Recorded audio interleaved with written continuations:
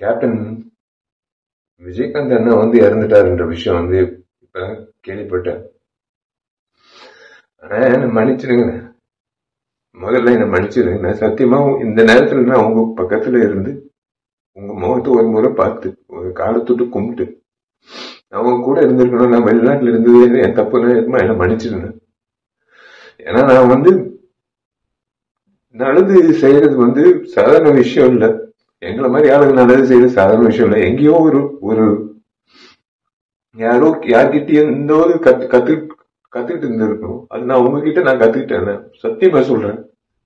ஏன்னா உங்க அலுவலகத்துல வந்து கிட்டத்தட்ட 20 வருஷம் முன்னாடி நான் கேள்விப்பட்டிருக்கேன். நான் நிறைய பேர் சொன்னது நான் கேட்டிருக்கேன்.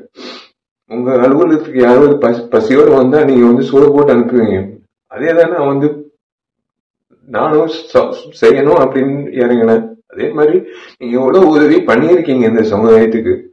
இன்னைக்கு வந்து ஒரு அரசியல்வாதியோ ஒரு நடிகர் சங்க முன்னாள் தலைவரோ இழந்ததை விட ஒரு நல்ல மனிதர் இழந்ததுதான் என்னால ஜீரணிக்க முடியலன்னு. இன்னைக்கு நடிகர் சங்கத்துல வந்து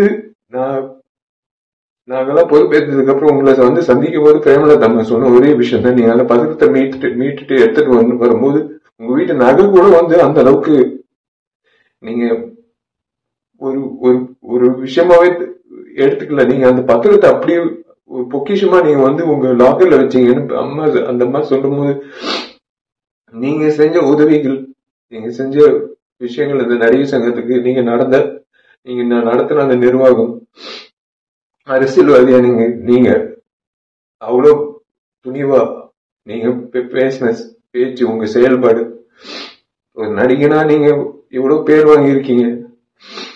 ஆனா ஒரு மனிதரா பேர் வாங்குறது சாதாரண விஷயம் இல்ல. சில நபர்கள் தான் ஒரு மனிதரா நீண்ட நாட்கள் அந்த பேர் நீடிக்கும். அந்த வகையில நீங்க இருக்கீங்க. மன்னிச்சிருங்க. உண்மையிலே நான் சத்தியமா சொல்றேன், இன்னைக்கு நான் உங்க பக்கத்துல இருந்திருக்கணும், முறையா உங்க பக்கத்துல இருந்திருக்கணும்.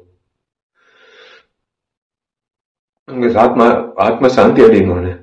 நீங்க நல்லா இருக்கணும். சத்தியமா உங்க பேர்ல நான் கண்டிப்பா வந்து உங்க பேர்ல நான் கண்டிப்பா வந்து மேற்கொண்டு நல்லது பண்ணணும்னு இன்னும் தோணுதுன்னு. அவ்வளவுதான், வேற ஒண்ணும் சொல்ல முடியல. உங்களுக்கு நான் பண்ண வேண்டிய ஒரு விஷயம் இதுதான் நான் நினைக்கிறேன்.